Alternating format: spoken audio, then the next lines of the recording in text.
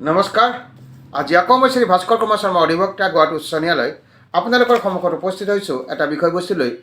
এই বিষয়বস্তুলৈ যোৱাৰ আগতে মোৰ যিসকল নতুন দৰ্শক তেওঁলোকক মই অনুৰোধ কৰিম মোৰ চেনেলটো যাতে লাইক কৰে, শ্বেয়াৰ কৰে আৰু কমেণ্ট কৰে আৰু ছাবস্ক্ৰাইব কৰি লয় চেনেলটো নতুন দৰ্শকসকলে। আৰু যিসকল ব্যক্তি বা লোকে অলৰেডি লাইক, শ্বেয়াৰ, কমেণ্ট আৰু ছাবস্ক্ৰাইব কৰিছে মোৰ চেনেলটো, তেওঁলোকক মই পুনৰ আন্তৰিক ধন্যবাদ জনাইছোঁ। আৰু যিসকল ব্যক্তি বা লোকে মোৰ এই ভিডিঅ'সমূহ চাই আইনৰ বিষয়ে কিবা জানিবলৈ সক্ষম হৈছে অথবা লাভৱান হৈছে, তেওঁলোকে নিশ্চয়কৈ মোৰ চেনেলটো লাইক, শ্বেয়াৰ, কমেণ্ট আৰু ছাবস্ক্ৰাইব কৰি ল'ব বুলি মই আশাবাদী। আৰু এটা বিনম্ৰ অনুৰোধ আছে আপোনালোকক, যিসকল ব্যক্তি বা লোকে মোৰ এই ভিডিঅ'সমূহ চাই, এই ভিডিঅ'সমূহ যাতে শেষলৈকে চাই, অন্তলৈকে চাই, স্কিপ কৰি আৰু এটা সমাপ্ত কৰি নাচায়। তেনেকৈ চালে বিষয়বস্তুটো বুজি পোৱাটো অলপ জটিল বা কমপ্লেক্স হ'ব পাৰে, কাৰণ আপোনালোকে সকলোৱে জানে যে আইনৰ বিষয়বস্তুবিলাক অলপ আওপকীয়া। সেইকাৰণে বিশেষ অনুৰোধটো কৰিছোঁ আৰু আপোনাৰ এই বিশেষ অনুৰোধটো ৰক্ষা কৰিব বুলি মই আশাবাদী। এতিয়া আহিছোঁ আজিৰ বিষয়বস্তুলৈ। আজিৰ বিষয়বস্তুটো হৈছে অকুপেঞ্চি চাৰ্টিফিকেট। অকুপেঞ্চি চাৰ্টিফিকেট কি আৰু কিয় ইম্পৰ্টেণ্ট, অৰ্থাৎ অকুপেঞ্চি চাৰ্টিফিকেটখন কিয় দৰকাৰ হয় আমাক। নৰ্মেলি অকুপেঞ্চি চাৰ্টিফিকেটখন বিল্ডিং বা প্ৰপাৰ্টি, বিল্ডিং, ফ্লেট বা ঘৰ, তেনেকুৱা ধৰণৰ প্ৰপাৰ্টি ৰিচেল কৰাৰ ক্ষেত্ৰত, বিক্ৰী কৰাৰ ক্ষেত্ৰত অকুপেঞ্চি চাৰ্টিফিকেটখনৰ দৰকাৰ হয়। এই অকুপেঞ্চি চাৰ্টিফিকেটখননো কি আৰু কিয় ইম্পৰ্টেণ্ট, এই বিষয়ে চমুকৈ আজি চৰ্চা কৰিম। মন দি শুনিব। প্ৰথমতে জানো আহকচোন, অকুপেঞ্চি চাৰ্টিফিকেটনো কি বা বুলিলে কি বুজায়। An occupancy certificate is a legal document that confirms a building is safe and ready to live in.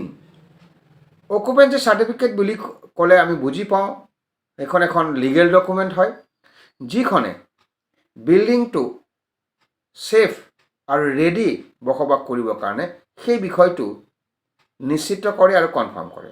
সেইকাৰণে কৈছে an occupancy certificate is a legal document that confirms a building is safe and ready to live in. অৰ্থাৎ এই occupancy চাৰ্টিফিকেটখনে দুটা গুৰুত্বপূৰ্ণ বিষয় indicate কৰে। এক number, এইখন এখন লিগেল ডকুমেণ্ট, আৰু বিল্ডিংটো যে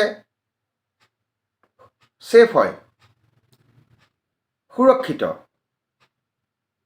আৰু বসবাস কৰিবৰ কাৰণে ৰেডি হৈছে, ৰেডি টু লিভ ইন, তাত থকাৰ উপযোগী, আৰু বিল্ডিংটো ছেফ, এই বিষয়টো এই অকুপেঞ্চি চাৰ্টিফিকেটখনে কনফাৰ্ম কৰে।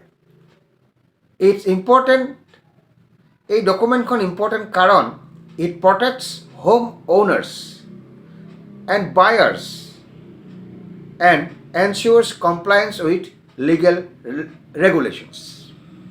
এই যিখন অকুপেঞ্চি চাৰ্টিফিকেট, এই অকুপেঞ্চি চাৰ্টিফিকেটখন ইম্পৰ্টেণ্ট এইকাৰণেই বুলি ক'ব পাৰি, যিজন হোম অ'নাৰ থাকে বা বায়াৰ থাকে তেওঁক প্ৰটেকশ্যন দিয়ে, আৰু এইটো সুনিশ্চিত কৰে অৰ্থাৎ এনচিয়ৰ কৰে যে যিখিনি লিগেল ৰেগুলেশ্যনছ আছে সেইখিনি কমপ্লাই কৰা হৈছে বিল্ডিংটোৰ ক্ষেত্ৰত। এতিয়া অলপ দীঘলীয়াকৈ জানো কিয় ইম্পৰ্টেণ্ট, অথবা চমুকৈ কিয় ইম্পৰ্টেণ্ট, যদি আমি চমুকৈ বুজিবলৈ চাওঁ বিষয়টো অকুপেঞ্চি চাৰ্টিফিকেটখন, তাক কেইবাটাও ভাগত আমি বিভক্ত কৰি ল'ব পাৰোঁ ইয়াৰ ইম্পৰ্টেঞ্চটো। এক নম্বৰ, ছেফটি। অকুপেঞ্চি চাৰ্টিফিকেট চমুকৈ আমি OC বুলি ক'ব পাৰোঁ। এণ্ড অকুপেঞ্চি চাৰ্টিফিকেট এক নম্বৰ গ্ৰাউণ্ডটো হ'ল কি কাৰণে ইম্পৰ্টেণ্ট। এক নম্বৰটো হ'ল ছেফটি, অৰ্থাৎ সুৰক্ষিত।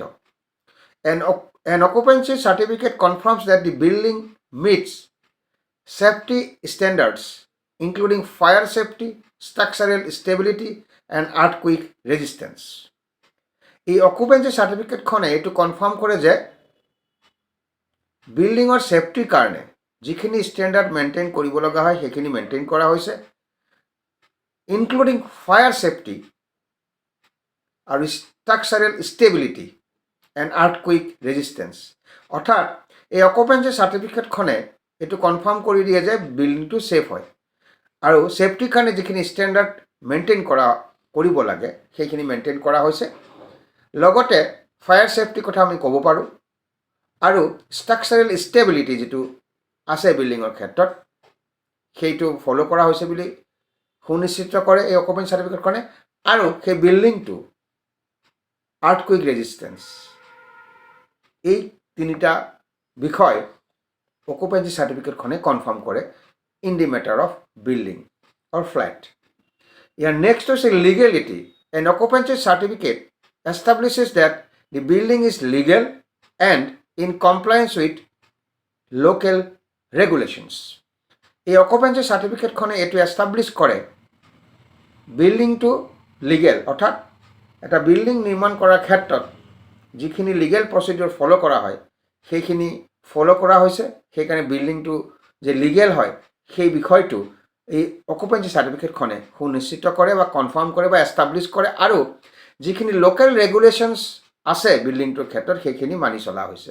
এই বিষয়টো অকুপেঞ্চি সাৰ্টিফিকেটখনে এষ্টাব্লিছ কৰে। ইয়াৰ পিছৰটো হৈছে essential services. An occupancy certificate is required to connect a building to water, electricity and sanitation.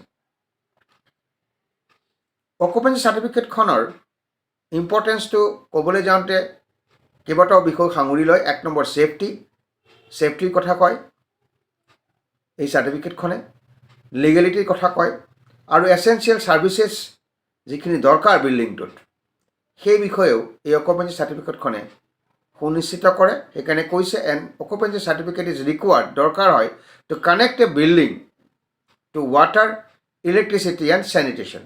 মনত ৰাখিব। ইয়াৰ পিছৰটো হৈছে home loans. An occupancy certificate is required by banks. বেংকে অকুপেঞ্চি সাৰ্টিফিকেটখন বিচাৰিব পাৰে আৰু লেণ্ডাৰ্ছেও বিচাৰিব পাৰে। কি কাৰণত? To approve home loans. Home loan যদি আপুনি বিচাৰে বা হোম লোন যদি এপ্ৰুভ কৰিব বিচাৰে লেণ্ডাৰসকলে আৰু বেংকে, তেতিয়াহ'লে অকুপেঞ্চি সাৰ্টিফিকেটখনৰ দৰকাৰ হয়। ইয়াৰ পিছতো হৈছে property valuation. A property with an occupancy certificate has a higher market value and is easier to sell. এটো বৰ গুৰুত্বপূৰ্ণ কথা। অকুপেঞ্চি সাৰ্টিফিকেটখন এই কাৰণে ইম্পৰ্টেণ্ট হয়, ই প্ৰপাৰ্টি ভেলুৱেশ্যনৰ কথাটো সাঙুৰি লৈছে। অৰ্থাৎ এই property with an occupancy certificate, যদি কোনোবা এটা সম্পত্তি ফ্লেটেই হওক বা বিল্ডিঙেই হওক তাৰ যদি অকুপেঞ্চি সাৰ্টিফিকেটখন আছে, সেই প্ৰপাৰ্টিটোৰ মাৰ্কেট ভেলুটো হায়াৰ থাকে আৰু ইজিয়াৰ টু চেল, আৰু বিক্ৰী কৰিবৰ কাৰণে সুবিধা হয়। অৰ্থাৎ যদি প্ৰপাৰ্টিটো অৰ্থাৎ ফ্লেটেই হওক বা বিল্ডিঙেই হওক যদি অকুপেঞ্চি সাৰ্টিফিকেটখন থাকে তাৰ মাৰ্কেট ভেলুটো হায়াৰ হয় আৰু বিক্ৰী কৰাৰ ক্ষেত্ৰত সুবিধা হয় বা সহজ হয়। Resale. An occupancy certificate is required to resell a property. এটা সম্পত্তি বিক্ৰী কৰাৰ ক্ষেত্ৰত, ৰিচেল কৰাৰ ক্ষেত্ৰত অকুপেঞ্চি সাৰ্টিফিকেটখনৰ দৰকাৰ হয়। Peace of mind. An occupancy certificate provides home owners with a peace of mind that their property is safe and legal. এইটো বৰ গুৰুত্বপূৰ্ণ কথা। যদি প্ৰপাৰ্টিটোৰ অকুপেঞ্চি সাৰ্টিফিকেটখন আছে তেতিয়াহ'লে যিজন হোম অ'নাৰ্ছ তেওঁৰ এটা মেণ্টেল পিচ থাকে, মানসিক শান্তি থাকে। কি বুলি? যে প্ৰপাৰ্টিটো ছেফ আৰু লিগেল যদি অকুপেঞ্চি সাৰ্টিফিকেটখন থাকে। এতিয়া আৰু এটা গুৰুত্বপূৰ্ণ কথা, who is responsible for obtaining an occupancy certificate. এই অকুপেঞ্চি সাৰ্টিফিকেটখন অনাৰ ক্ষেত্ৰত, অবটেইন কৰাৰ ক্ষেত্ৰত কোন ৰেছপনচিবল, কাৰ দায়িত্বত থাকে? ইয়াৰ উত্তৰটো হৈছে the developer is responsible for obtaining an occupancy certificate for the building they develop. অৰ্থাৎ যিজন ডেভেলপাৰে ডেভেলপ কৰিছে বিল্ডিংটো, ডেভেলপাৰজন ৰেছপনচিবল থাকিব to obtain an occupancy certificate. যদি বিল্ডাৰজনে বা ডেভেলপাৰজনে যদি বিল্ডিংটো ডেভেলপ কৰিছে তাৰ নিৰ্মাণ কাৰ্যত, তেতিয়াহ'লে সেই ডেভেলপাৰজন ৰেছপনচিবল হ'ব ফৰ অবটেইনিং অকুপেঞ্চি সাৰ্টিফিকেট। মনত ৰাখিব। গতিকে এই আলোচনাৰ পৰা দেখা গ'ল অকুপেঞ্চি সাৰ্টিফিকেটখন বৰ গুৰুত্বপূৰ্ণ।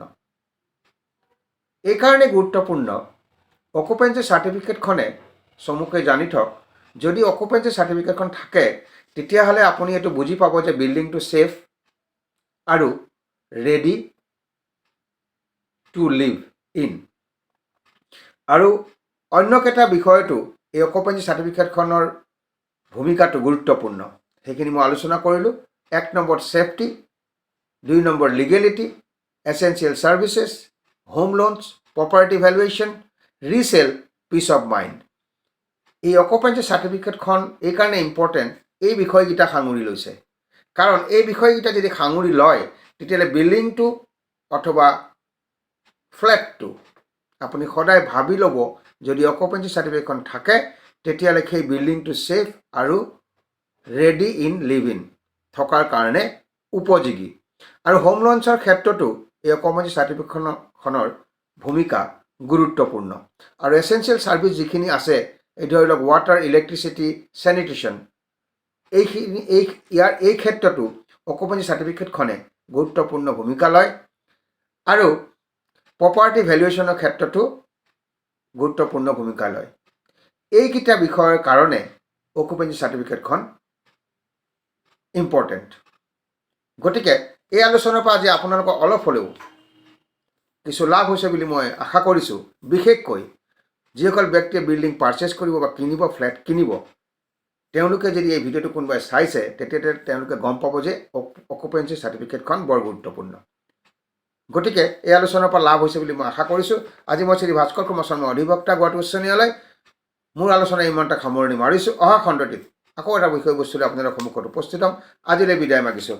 নমস্কাৰ।